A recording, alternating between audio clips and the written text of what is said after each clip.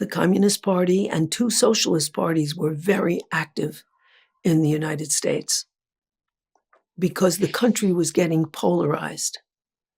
Now, FDR passed these incredibly positive social programs like unemployment insurance, Social Security, public employment, and also a minimum wage, which hadn't been done before.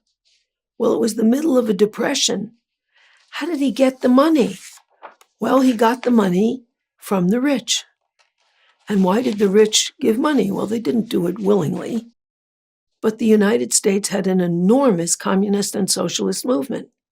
So FDR could go to them and say, you either give me the money, and the top incomes were taxed at 94%, and they were only willing to do it because they were socially threatened.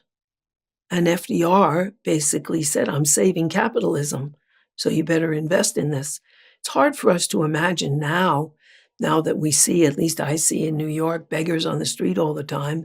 It's hard to imagine that instead of begging, tens of thousands were marching in the streets of New York, demanding jobs and protection.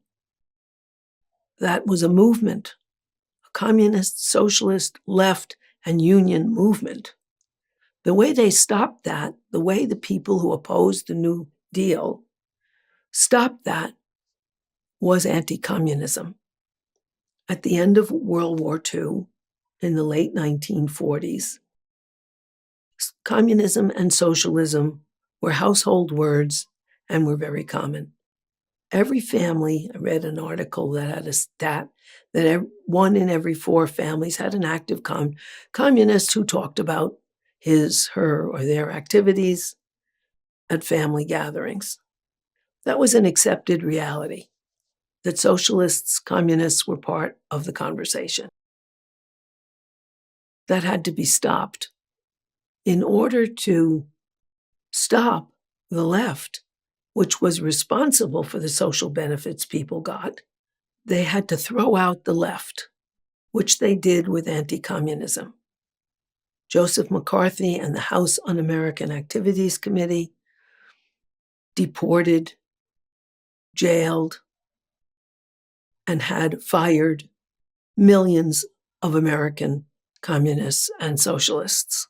And they were jailed because being a member of the Communist Party or of the left somehow intimated a violent overthrow of our country. You contrast that with January 6th, where they were violently trying to overturn an election, and they get maybe 6 months or a year. Very interesting. There was terrible persecution of leftists who were part of the American scene. In fact, their slogan was, communism is the new Americanism. And that is a far cry from the way the January 6th insurrectionists, who actually did want to violently overthrow the government of the time, which was Biden's, and the American electoral process, who are not treated severely at all compared to that. They're not being deported or with heavy jail sentences. They're not being persecuted. The way to destroy the left, which was responsible for the New Deal and for the defense of the New Deal, was through anti-communism. Anti-communism, anti-leftism, anti-socialism, making those treason rather than political choice.